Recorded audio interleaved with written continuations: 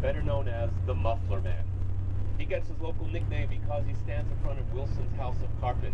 He is 25 feet tall, and the company that made these fiberglass statues only made 40 and destroyed the mold, and every Muffler Man is now worth a minimum of 35 large, or 35 boxes of ziti. We're going to pause in front of Mr. Bill. He's on our right-hand side, and you are in luck. His wife is visiting today. They're having problems, but they're trying to work it out. He is very upset because she is a topless dancer, and what you got is a clown. Now, if you look out the front of the bus, the road dead ahead of us was used in those episodes about the asbestos removal. And then ahead on the left there's a ramp going up. That's our Pulaski Skyway, and that ramp is what you see at the end of every episode as the car's traveling up the ramp, and on screen it reads Chase Films. Tony claims he's a waste management consultant. Everyone in the mob says that. But Tony does consult with a waste management company. What was it called? Barone Sanitation. We saw a lot of it in the pilot, the first 2 seasons. Back in the pilot, Artie returns the cruise tickets to Tony in front of Barone. Then it came back in season 6 when the owner had died and the son wanted to sell off the business. Remember Paulie beating up the son on the dock? We'll see that later on. So get your cameras ready to your right now. Coming up is Barone Sanitation. John's going to pause us, look up this driveway. The larger corn yellow building is where they have filmed Barone Sanitation. It's a recycling company. Up to your right.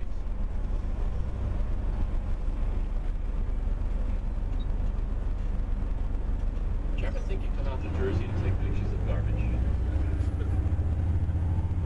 Do you remember the episode where Agent Lapari visited Pussy at home and Pussy got really upset about that? What did we see behind Pussy's house? Left. This is where Christopher got shot. Then we saw this again in season 5. Tony was having breakfast with his cousin, Tony Blondetto, when Blondetto told Tony Soprano how he wanted to become a massage therapist. And you can see that Pulaski Skyway looming overhead. Everybody follow me outside. I'll stand in the exact spot. Down the steps, walks around to about where I am now, and the 2 wannabes pull up in the car. The passenger calls out the window, "Yo, Chris, what's up?" Chris walks over and says, "Hey, man, what's up?" Then the passenger pulls out his gun and says, "Chris falls to the ground." The 2 characters start getting out of the car, but the passenger's stuck in the seatbelt. The driver gets out. He starts shooting at Chris. Chris is able to get his gun out. He shoots back, killing the guy stuck in the car. The driver keeps shooting as he runs down that direction. If you count carefully, the driver shoots his gun 14 times. Then he runs to Richie's private club. When he told Richie what he did, Richie chases him down the street with a baseball bat. What are the names of the guys who shot Chris? Who said that? Sean and Matthew. Sean, the one killed in the car, Matt Bevilacqua, the one who gets away. Bevilacqua played the actor Lilo Brancato, discovered by De Niro looking for someone to play his son in the Bronx Tale. He spotted Lilo on a beach in New York on it.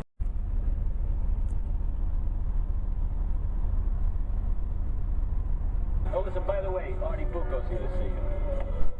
I gotta go, guys. Take care. I'll see you, man. Come out those doors down on the left. They'll walk along this green fence while Carmela yells at Tony about being too easy on AJ. And when we watch the clip later on, you will not see the name you see up on the wall now. When they filmed here, they covered up the school name with brown boxes.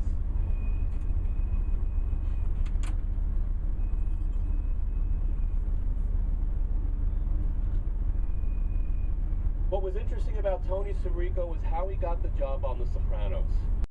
When Paulie finds out that his mother was really his aunt and his aunt was really his mother, that was written specifically for the actor who was dealing with the loss of his mother.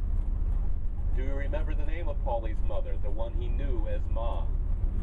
Nucci, Maria Nucci, which is also Italian slang for walnuts.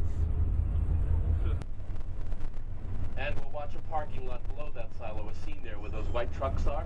Tony's standing there waiting for Bobby. Tony watches the train cross the bridge. When Bobby shows up, he tells Bobby he needs to eat more salad. On our left, that restaurant was used as Seaver's Rodizio, it was called the Searchlight Diner in the sequence where Pussy was pretending to be his FBI agent. And our next location, do you remember the one about the Columbus Day Parade where the Native Americans were protesting at the Statue of Columbus? Well, we won't see those in the clips, but you'll recognize the statue. There it is in the sun to our right. There's Christopher.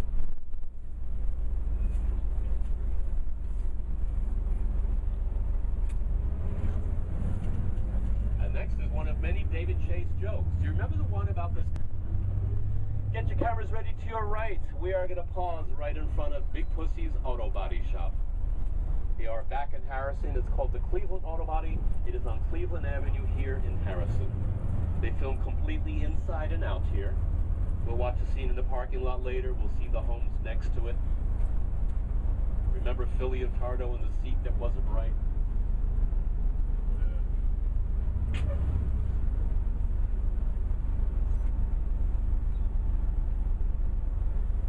Then if you look over to our left ahead of us, that hotel there, that's new. It used to be an empty lot, and that's how we're going to see it in the clip.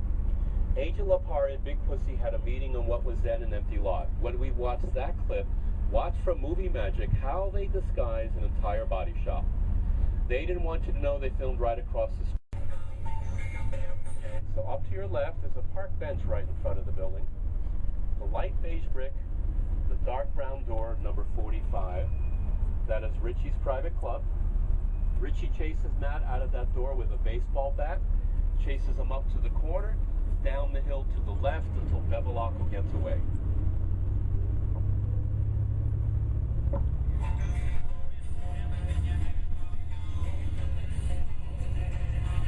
Now look to your right at the entrance of this park. It's unique.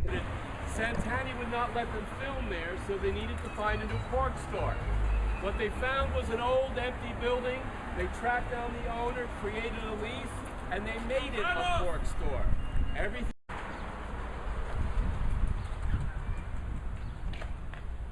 Now we're looking across to that. Remember Father Phil. Has anybody noticed two different actors have played him? We found a little bit of church. One of the scenes we referenced was when Carmela brought Father Phil a pan of her baked ziti, takes her aside, just let her tell her she's eating, goes out the back of the church and puts the trash in it. The blooper is the first time we saw Phil in church, it was dark. You can actually order from their website, pizzalandpizza.com. You can also order t-shirts. Their slogans are "Come join the family at Pizzaland" or "Pizza to die for." Here it is on our right. Get those cameras going.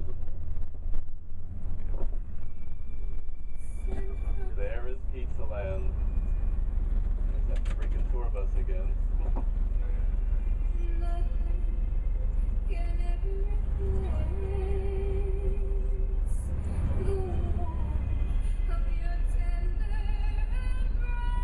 Jersey's smallest bar. You can only get half rock in there.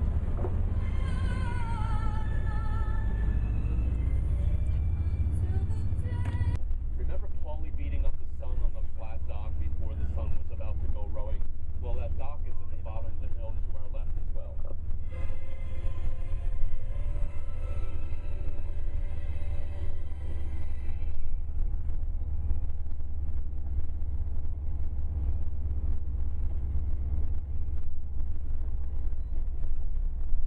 Look to your left, you'll see the orange diamond sign from Stewart's where Tony saw Barone last.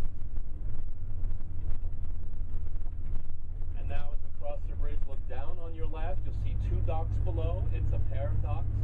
It's the flat one where Paulie beats up the sun.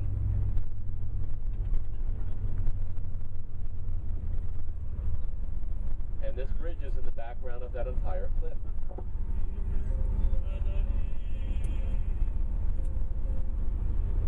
What was Ralphie's last name? Where they unloaded a stolen truck full of frozen turkeys. Now, here's how we go.